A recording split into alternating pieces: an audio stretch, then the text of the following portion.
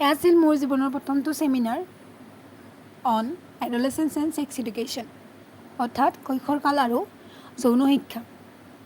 আচলতে সচৰাচৰ দেখা যায় যে আমাৰ স্কুলবিলাকত বা আমি যেতিয়া ষ্টুডেণ্ট আছিলোঁ, আমাক যৌন শিক্ষাৰ পৰা বিৰত ৰাখিছিল। ইভেন এটা ছায়েন্সৰ টপিকো ভালকৈ পঢ়োৱা হোৱা নাছিল। আচলতে এইখিনি সময়ত তেওঁলোকক যৌন শিক্ষা দিয়াটো বহুত বেছি প্ৰয়োজন। কৈশোৰকাল মূলতঃ 12 বছৰৰ পৰা 18 বছৰ বয়সৰ কালছোৱাকে কোৱা হয়।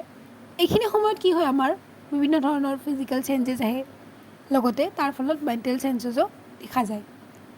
এইখিনি বয়সৰ ল'ৰা ছোৱালীসকলে যিহেতু তেওঁলোকে নাৰীত্ব আৰু পুৰুষত্ব লাভ কৰে, ছোৱালীবিলাকৰ মিন্স ষ্টাৰ্ট হয়, পিৰিয়ড ষ্টাৰ্ট হয়, আৰু ল'ৰাবিলাকেও বিভিন্ন ধৰণৰ চেঞ্জেছৰ সন্মুখীন হয়।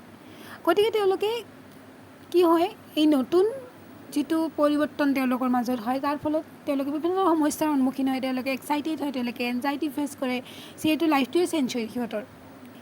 সেইবাবে সিহঁতক আমি কি কৰিব লাগে, এইটো বয়সৰ কাৰণে এইটো বয়সত হোৱা সমস্যাসমূহৰ বিষয়ে তেওঁলোকক ভালদৰে জনাব লাগে, যাতে তেওঁলোকে ইয়াৰ কাৰণে নিজকে দোষী নাভাবি কিনে একচেপ্ট কৰি ভালকৈ যাতে এইটোৰ লগত এডজাষ্ট হ'ব পাৰে।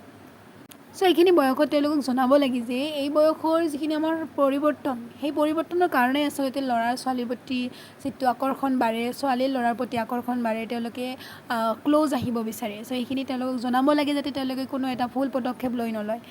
চ' এইখিনি বয়সত আমাৰ তেওঁলোকৰ লগত ভাল এটা ৰিলেশ্যনশ্বিপ গঢ়ি তুলিব লাগে, আৰু সকলো মাক দেউতাকে সেইটো কাম কৰিব লাগে, সকলো টিচাৰ্ছে সেইখিনি কাম কৰিব লাগে, যাতে তেওঁলোকে একো ভুল ৰাস্তা এটা ল'ব নোৱাৰে।